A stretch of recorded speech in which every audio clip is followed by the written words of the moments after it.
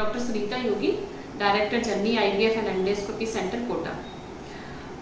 जैसा कि हमें पता है कि फीमेल इनफर्टिलिटी और मेल इनफर्टिलिटी दो बहुत बड़े कारण हैं बच्चा नहीं लगने के या संतान नहीं होने के। तो नॉर्मली हमारे डे टू डे प्रैक्टिस में और पेशेंट्स के बीच में फीमेल इनफर्टिलिटी की बहुत चर्चा होती है, लेकिन मेल इनफर्टिलिटी एक ऐसा पहलू है जिसको लेकर के अभी भी पेशेंट इतना फ्रीली चर्चा नहीं करते हैं। मेल इनफर्टिलिटी मतलब कि पुरुषों में भी निसंतानता होने के बहुत बड़े बड़े कारण हो सकते हैं, जिनकी वजह से पुरुषों में बच्चा लगने में असमर्थता आती है। इसमें से एक प्रमुख कारण जो है जिसको कि हम वैरिकोसील कहते हैं। हमारे डे टू डे की प्रैक्टिस में जब भी कोई कपल हमारे पास में आता है जिसको कि जब हम नॉर्मल एक सीमेन टेस्ट कराते हैं और कई बार जैसा ऐसा सामने आता है कि सीमेन की क्वालिटी लो है या फिर उसमें बिल्कुल नील शुक्राणु आते हैं, तो उसके बाद जब सोनोग्राफी करा करके देखा जाता है तो बहुत सारे पुरुषों में ये सामने निकल करके आता है एक डिजीज जिसको कि हम वैरिकोसील कहते हैं। तो आज छोटा सा मैं आपको इस वैरिकोसील के बारे में बताऊंगी कि वैरिकोसील क्या है और इसका बच्चे लगने और नहीं लगने से क्या संबंध है। तो नॉर्मली वैरिकोसील क्या होता है कि पुरुषों का जो शुक्राणु कोष होता है जिसको कि टेस्टिस भी कहते हैं, इस टेस्टिस के चारों तरफ क्या होता है, वीनस फ्लेक्सस होता है, खून की नसों का एक जाल बना हुआ होता है जो कि इस टेस्टिस को ब्लड सप्लाई करती है।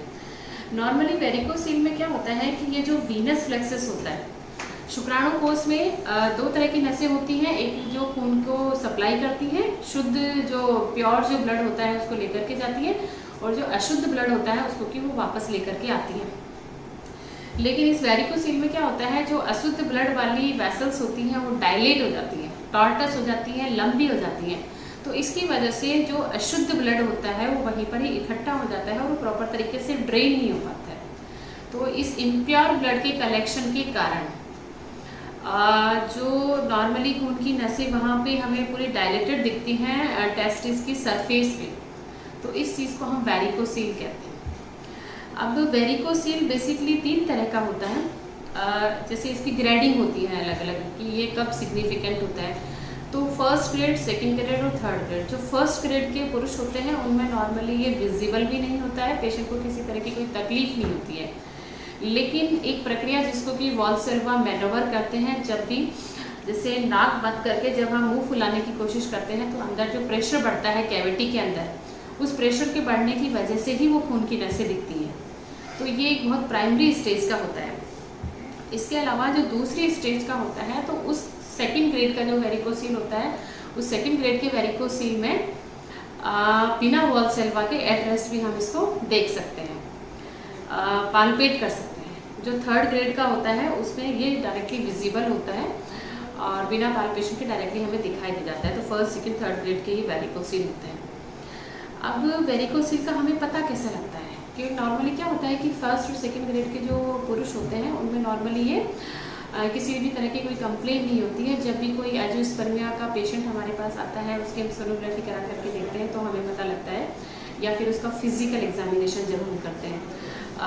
फिजिकल एग्जामिनेशन भी हमें दोनों कंडीशन में करना चाहिए। पेशेंट जब बिल्कुल स्टैंडिंग पोजीशन में होता है और एक वो लाइंग डाउन पोजीशन में होता है। नॉर्मली क्या होता है कि इनफर्टिलिटी के पेशेंट को जहाँ तक फोकस किया जाता है, महिलाओं का उपचार कर दिया जाता है, पुरुषों को हम देखते नहीं है।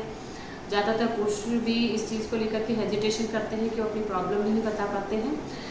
तो बेसिकली जब भी हम सीमेन एनालिसिस करते हैं, उसका लोअर साइड में अगर सीमेन काउंट आता है या नील आता है, तो हमें ऐसे पुरुषों का फिजिकल एग्जामिनेशन और सोनोग्राफी से दोनों ही तरह से हमें इन पुरुषों का चेकअप करना चाहिए ताकि हम वेरिकोसील को पहचान सकें समय रहते हैं। अब वेरिकोसील होने से क्या प्रॉब्लम हो सकती है, इस पर बात करने की क्यों ज़रूरत है। बेसिकली वेरिकोसील अगर ट्रीट नहीं किया जाए और इसको ऐसे अगर छोड़ दिया जाता है तो धीरे धीरे करके जो अशुद्ध ब्लड वहाँ इकट्ठा हो रहा है उसकी वजह से टेस्टिस, शुक्राणु कोष का साइज जो होता है वो छोटा होने लग जाता है, और जो शुक्राणु होते हैं, जो सीमेन की क्वालिटी होती है वो धीरे धीरे करके डाउन होती चली जाती है। तो ऐसे पुरुषों में समय के साथ साथ बच्चा पैदा करने में असमर्थता होती चली जाती है।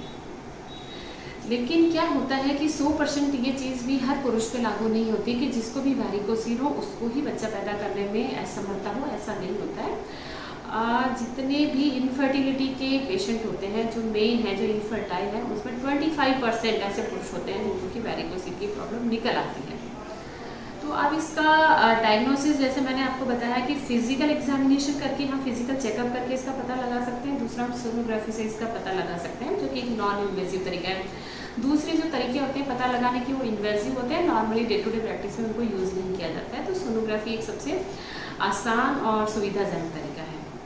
अब मान लीजिए कि किसी पुरुष को ये डायग्नोस हो गया कि उसको वैरिकोसील है, 1st, 2nd या 3rd ग्रेड का, तो ऐसे पुरुषों से यही कहना चाहूँगी कि उनको चिंता करने की बिल्कुल ज़रूरत नहीं है। 1st और 2nd ग्रेड में एक स्क्रोटल सपोर्ट वो रखें, जो उसकी जिसको पुरानी भाषा में हम कहते थे कि एक टाइट लंगोट जैसा जो पहन के रखते हैं, जिसको कि शुक्राणु कोष को और उन टेस्टिस को पूरा एक तरह से सपोर्ट रहे। और बिल्कुल जैसे गर्म वातावरण में वो काम नहीं करें, ठंडी जगह पर रहें, तो 1st, 2nd में हम मेडिकल मैनेजमेंट से भी इसको ठीक कर सकते हैं।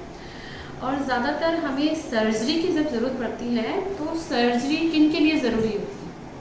ऑपरेशन की ज़रूरत उन पुरुषों में होती है जिनका कि समय रहते अगर लगता है कि वैरिकोसील की वजह से सीमेन काउंट कम होता जा रहा है, वैरिकोसील की वजह से उनके हार्मोन लेवल कम होते जा रहे हैं, या उनके टेस्टिस का साइज़ कम होता जा रहा है, तो ऐसे पुरुषों को भी सर्जरी की सलाह दी जाती है।